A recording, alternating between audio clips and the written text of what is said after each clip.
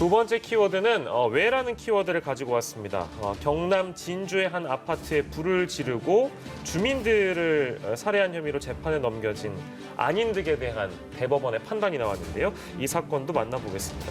이게 어떤 사건이었는지 기억 대부분 다들 하실 텐데 정리하는 차원에서요. 오창석 평론가께서 어떤 사건이었는지 좀 간단하게 설명해 주세요. 네, 지난해였습니다. 2019년 이제 4월 17일에 이제 안인득이 이제 자신이 이제 방화를 저질렀었죠. 여기에 대해서 방화를 또 저지르기 전에 흉기를 포함해서 이제 난동을 피운 적도 있었는데 5명이 사망하고 17명이 크게 다치는 안타까운 사건이었습니다. 지금 자료 화면도 나오고 있는데 사실은 이런 부분에 대해서 과연 이유가 무엇이었느냐. 예를 들어서 뭐 면식범을 통해서 뭐 원한 관계가 있었느냐 뭐 이런 부분이 있었는데 뭐 심신미약이다 이런 식으로 이제 대응이 나왔었단 말이죠. 네. 그렇기 때문에 국민들의 분노가 더 컸었던 것이고 왜 알지도 못하는 사람들에게 저렇게 분노를 끼얹어서 자신의 분노를 풀이하는가. 그리고 5명이 좀 숨졌는데 저 사람 도대체 무슨 죄가 있느냐.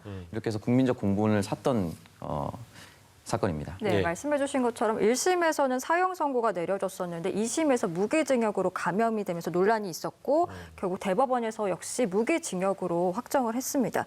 이는 곧 심신미약이라는 부분을 대법원에서 인정을 해서 이런 결과가 나왔다라고 봐야 되는 거겠죠. 예, 그렇게 보시는 게 맞는 것 같습니다. 사실 1심 재판부는 조금 다르게 판단을 했습니다. 1심에서는 조현병은 인정이 된다라고 하면서도 범행 당시에는 그러나 심신미약 상태라고 보기가 어렵다라고 판단했습니다. 왜냐하면 굉장히 계획적으로 범행을 저질렀고 예. 사전에 본인이 선별한 주민들만 골라서 선택적으로 범행을 저질렀으며 예. 불을 지른 후에 주민들이 어디로 대피할 것인지 비상계단으로 대피할 것이라는 것을 사전에 예상을 하고 그곳에서 기다리면서 범행을 저질렀다라는 점을 명시를 하면서 사물을 변별할 능력이 충분하고 의사결정 능력이 저하된 게 없다라고 하면서 심신미약을 인정하지 않았습니다.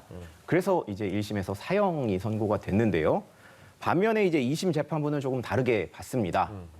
일정 부분 심신미약 주장을 받아들였는데요. 예. 그 받아들인 게 이제 뭐 재판부가 뭐 임의로 판단을 한 것은 아니고요. 당시 이제 대검찰청과 치료감호소에서 정신감정을 했습니다. 정신감정을 해 보니 이 사물 변별 능력과 의사결정 능력이 좀 미약하다. 그리고 그것이 저하된 상태에서 범행을 저질렀다라면서 감형을 이제 해준 것이지요. 그래서 사형에서 무기징역으로 감형이 됐습니다. 2심 재판부는 심신미약과 이 계획적인 범행들은 서로 충돌하지 않는다. 뭐 공존할 수도 있다. 이런 이제 논리에서 무기징역을 선고를 했는데 사실 이 부분에 대해서 굉장히 비판이 많았습니다. 네네. 아니 이 안 씨 같은 경우는 계획적으로 범행을 저질렀고 본인이 비상계단에서 선택적으로 범행을 저질렀는데 예. 어떻게 사물을 변별할 능력이 없었느냐. 성인 남성은 보내고 노약자만 골라서 공격을 한 사람이 어떻게 이렇게 의사결정 능력이 저하가 됐느냐라고 얘기를 많이 했습니다.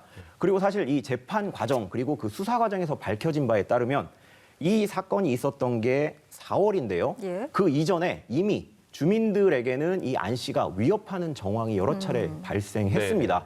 심지어 7차례나 경찰에 신고를 했었고요. 뭐 오물을 뿌리고 지금 화면에 나오지만 오물을 뿌리고 그리고 당시 살해됐던 최 모양을 스토킹을 하는 뭐 그런 여러 가지 행위도 있었고요. 예. 그리고 한 달 전인 3월에는 망치를 들고 다른 사람을 폭행을 하는 특수 폭행으로 경찰이 그 사건을 수사를 한 적도 있고 예. 9년 전에는 유사한 사건도 있었습니다. 본인을 뭐 이제 째려본다는 이유만으로 예. 사람들을 폭행한 그런 사건도 있었는데 이렇게 여러 번 비슷한 사건이 반복적으로 되고 그리고 계획적으로 이 범행을 저지른 그런 상황을 볼 때 과연 사물을 변별하는 능력이 없어서 심신미약을 인정하는 게 타당했냐 예. 뭐 이런 비판의 목소리가 있는 것이죠. 예. 아무튼 뭐 이 그 무기징역이 선고되면서 아까 지금 계속해서 그 심신미약과 관련된 얘기를 허윤 변호사께서 해주셨는데 결국에는 그 이 정신질환에 의해서 범행을 저질렀다. 그 부분을 우리 사회가 어떻게 계속 바라볼 것인가 뭐 그런 논의는 이어질 것 같습니다. 때문에 어떠한 대책을 세우는 것이 중요할까 이 질문이 남는데요. 오창석 평론가께서 말씀해 주신다면 어떤 대책이 좀 필요하다고 말씀해 주시겠어요? 이게 참 쉽지 않은 게 일단은 기본적으로 이러한 사유를 들이밀어서 감형의 사유가 되는 건 일단 조금 자제해야 되지 않을까라는 생각이 좀 들고 왜냐하면 예방에는 한계가 있습니다. 그러니까 정신질환이 있다는 이유로 그 사람을 잠재적 범죄자 취급할 수는 없는 거거든요. 네네네. 그렇기 때문에 이런 부분은 우리 사회적 관심과 보호가 필요한 거거든요.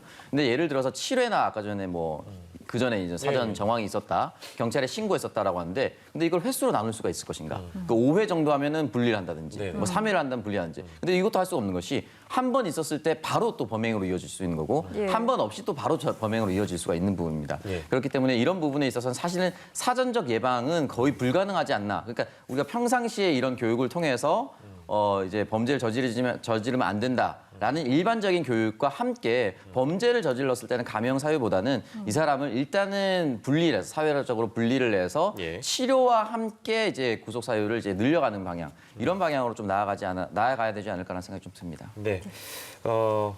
두 번째 주제로 저희가 만나봤는데요. 안인득에게 무기징역이 확정됐다는 소식까지 만나봤습니다.